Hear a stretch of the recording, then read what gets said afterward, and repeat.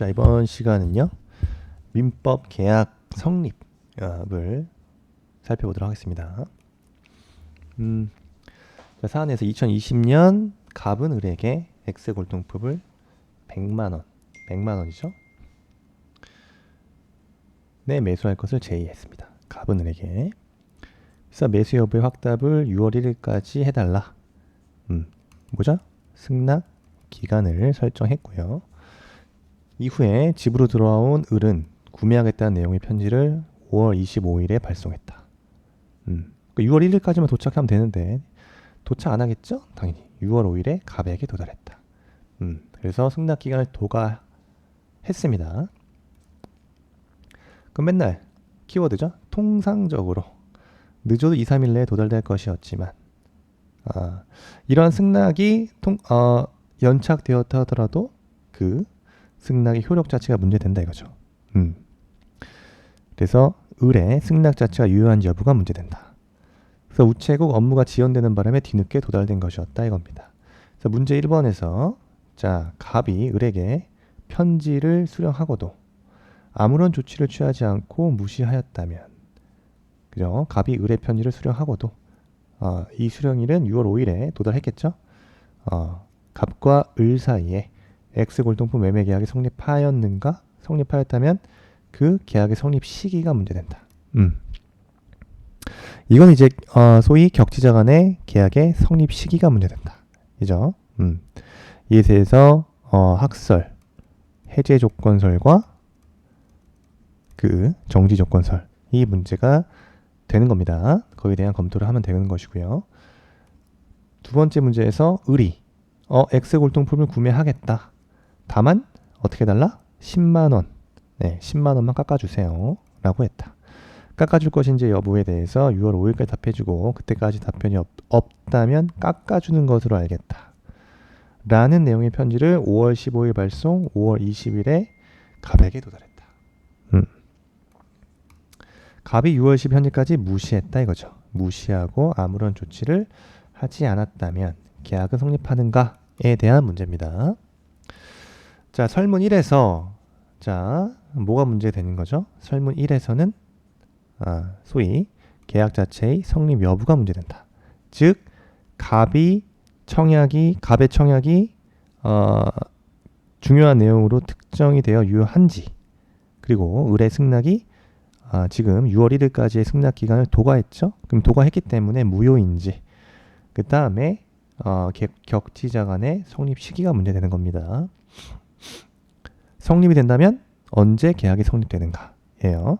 그래서 먼저 계약 자체가 성립하는지 여부에 대해서 이 성립 요건을 검토해야 된다. 자, 계약이 성립하려면 어떻게 되죠?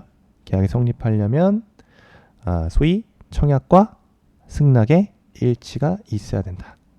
자, 두 번째 쟁점 문제 제기 받고요. 그래서 문제 첫 번째 쟁점에서 계약의 그 성립 여부입니다. 그래서 계약 자체가 성립 요건, 성립하려면 어떻게 됩니까? 계약에 소위 청약과 승낙의 의사표시가 있어야 되고 그 의사표시에 대한 내용이 객관적, 주관적으로 일치해야 된다. 그 다음에 두 번째 쟁점이죠. 갑의 그러면 요 청약이 유효한가요? 유효한지 여부가 문제된다. 그러면 청약의 유효 요건이죠. 유효 요건. 자, 청약에는 자, 기본적으로 상대방의 특정이 돼야 된다. 뭐가? 상대방과 그 내용이요. 내용, 계약의 그 중요 내용이 확정되어 있거나 확정될 수 있는 기준이 제시되어 있어야 되는 겁니다.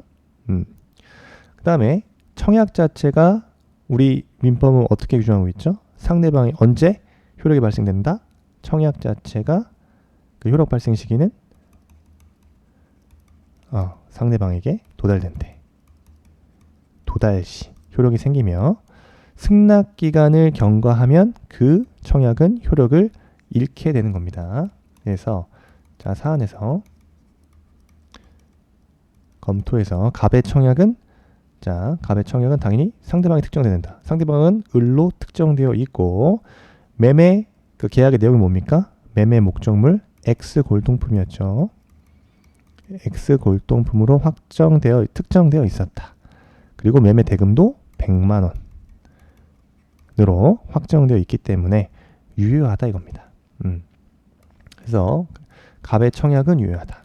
그러면 청약과 승낙이 유효해야 되기 때문에 자, 을의 승낙의 유효성, 그죠? 유효한지 여부를 검토해야 된다. 승낙은 뭡니까? 승낙이라는 것은 자,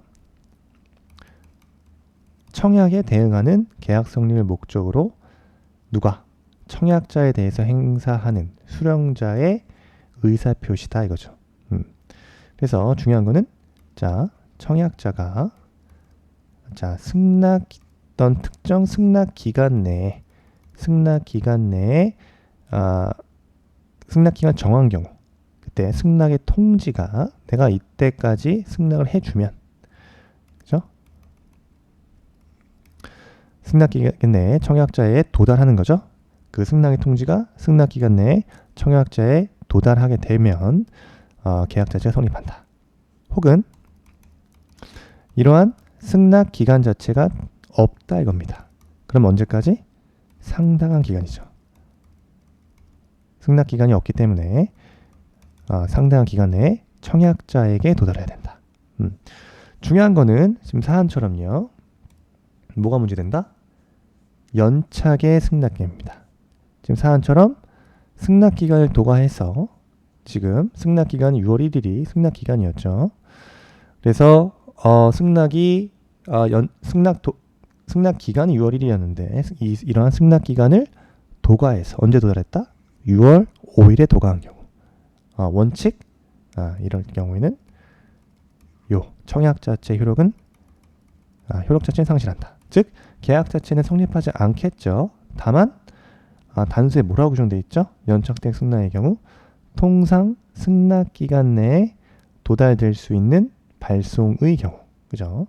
통상 승낙기간 내에 도달될 수 있었던 발송의 경우 이때는 누구한테? 청약자한테 연착의 통지를 하지 아니하면 그죠? 연착의 통지를 하지 아니하면 계약 자체가 성립하는 겁니다. 그래서 사안에서 을의 승낙은 6월 1일을 도과해서 도착하였지만 통상 승낙기간 내에 도달될 수 있었던 발송이었다. 그런 경우라면 갑은 연착의 통지를 하지 않았죠. 그러면 연착되지 아니한 것으로 본다 이겁니다. 따라서 계약 자체는 성립한다. 청약과 승낙이 모두 다 유효하기 때문에 계약 자체는 성립한다. 그 다음 쟁점에서 격지자 간의 계약의 성립 여부가 문제됩니다. 요거요. 자, 세 번째 쟁점. 소위 531조죠. 격지자 간의 계약의 성립 시기. 민법 조문에서요. 자, 문제점이라고 볼게요.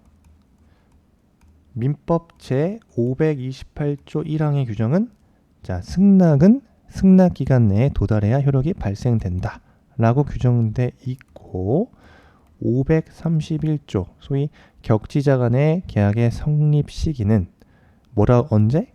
발송 시에 발생한다 라고 규정하고 있다. 그러면 이러한 528조 1항 소위 승낙 기간 내에 도달해야 효력이 발생한다고 규정하고 있는 528조 1항과 531조 격지자 간의 계약 성립은 발송 시에 발생한다 라고 규정하고 있는 531조 간에 상호 모순되는 것은 아닌지가 문제가 된다. 이에 대해서 우리 민법 학설 그죠? 검토하자 이겁니다. 학설은 첫 번째 해제 조건설이죠. 해제 조건설이 있고 소위 발신주의입니다. 발신주의.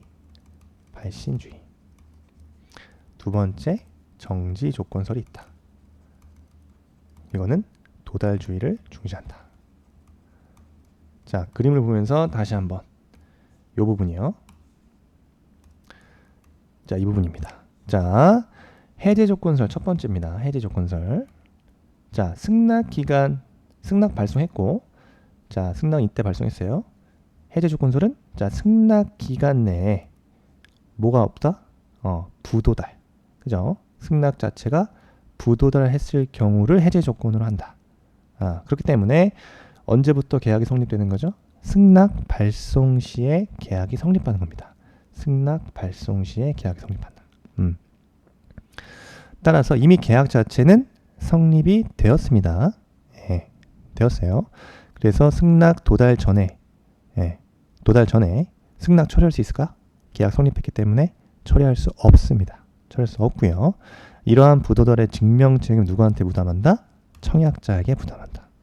그래서 발신주의를 중시하는 입장입니다. 해제 조건설. 그래서 승낙 기간 내에 자, 승낙이 도달하지 않으면 승낙은 어떻게 돼요? 효력을 잃겠죠. 네.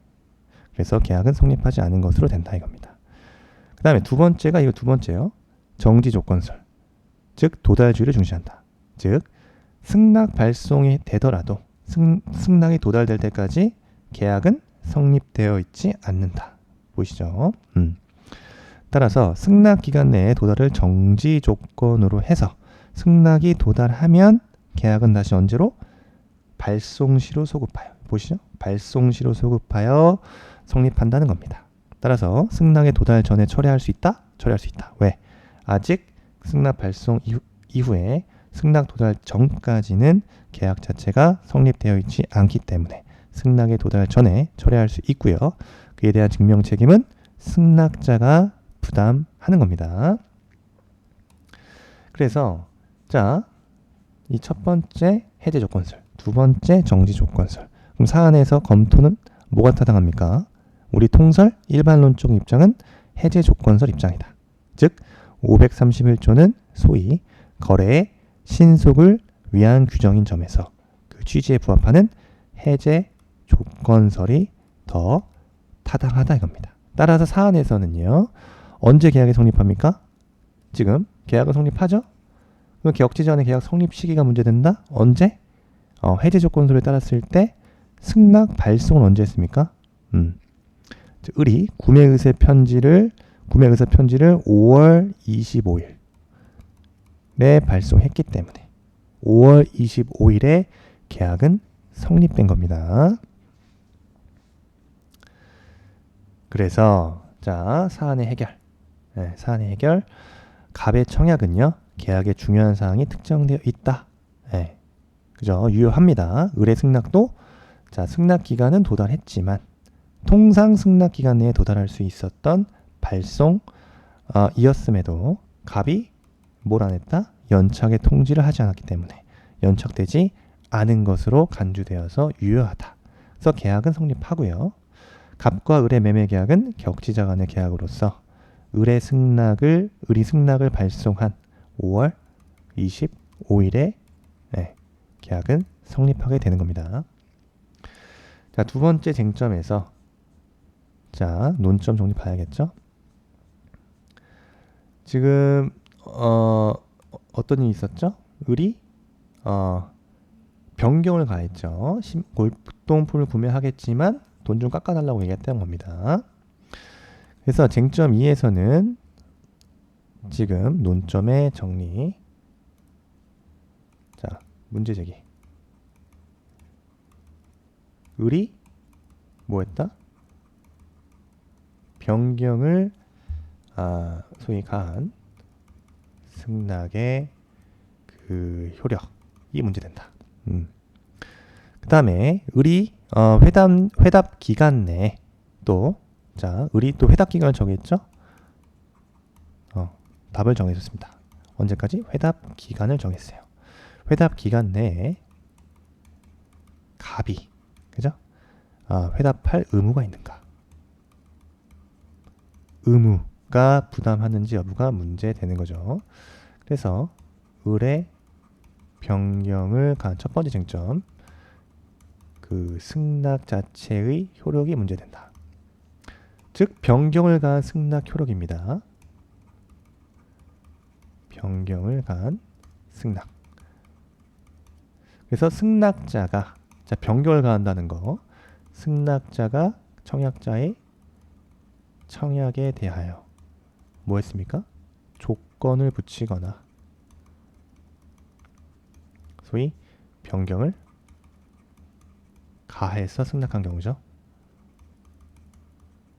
이럴 때는 소위 그 청약 자체를 거절한 거죠. 원래의 그 청약 자체를 거절하고 동시에 어떻게 한 거예요? 새로운 청약으로 본다. 새롭게 청약한 것으로 본 겁니다. 자, 사안에서 어떻게 했어요? 을은 지금 갑이 100만원 청약에 대해서 10만원만 깎아달라. 그죠? 라고 변경을 가한 승낙을 하였다. 가한 승낙을 했었다. 이건 뭐다? 청약의 거절과 동시에 새로운 청약이다. 청약으로서 자 갑이 이에 새로운 청약이기 때문에 갑이 이에 응해서 다시 승낙이 있어야만 계약이 성립되는 거다. 입니다. 그 다음 세 번째 쟁점이 뭐다? 갑의 회답 의무가 회답 의무를 부담하는지 여부입니다. 갑의 회답 의무. 자, 세 번째 쟁점이죠. 갑이 회답 의무를 부담하냐 이겁니다. 우리 판례 입장을 좀 이걸 기억하고 있어야 되는 거예요. 판례 입장. 회답 의무에 대해서 청약자가 미리 정한 기간 내에 이 일을 하지 아니하면 승낙한 것으로 간주한다는 뜻을 표시하였다 하더라도 이거는 뭘로 본다? 소위 자 형광펜 상대방을 구속한다고 볼 수 없고 단지 뭐다? 승낙 기간을 정한 의미를 가질 뿐이다 라고 보고 있습니다. 자 따라서 지금 사안에서 그 을의 새로운 청약에 대해서 갑은 회답할 의무가 없다고 말씀드렸죠. 없고 그래서 을이 정한 자 6월 5일까지는 승낙 기간에 을이 정한 6월 5일은 승낙 기간에 해당할 뿐이다. 저 승낙 기간을 정한 의미를 가질 뿐이다. 승낙 기간을 정한 의미를 가질 뿐이다. 즉 6월 5일까지 회답 의무는 없고 그 승낙 기간에 해당할 뿐이다. 근데 지금 6월 5일 도과했죠? 6월 5일을 도과하였으므로 을의 청약은 그 효력을 상실하게 된다. 따라서 계약은 성립합니까? 당연히 불성립하겠죠. 그래서 사안의 해결이에요. 사안의 해결. 요거 한번 마무리할게요. 사안의 해결. 어떻게 써야 된다? 자, 을이 매매대금 자 10만 원 깎아달라. 90만 원으로 변경한 것. 이것은 청약의 거절과 동시에 새로운 청약에 해당한다. 그리고요. 을이 정한 6월 5일까지 회답해달라. 그래서 을의 새로운 이 청약에 대하여 자 갑은 회답할 의무가 없다. 그죠? 회답 의무가 없고 그냥 승낙 기간을 정한 것을 지나지 않기 때문에 이러한 승낙 기간 도과로 인해 그죠? 계약 자체는 어떻게 된다? 불성립하게 된다. 아시겠죠? 됐습니다. 그래서 다 마무리를 했고요. 아직 이 관련된 계약의 성립에 관한 사례, 그 다음에 격지자 간의 계약 성립 시기와 요 청약에 대한 그 변경을 가한 그 승낙의 효력, 회답 의무를 부담하는지에 대한 판례 입장까지 잘 정리하시기 바랍니다. 수고하셨습니다.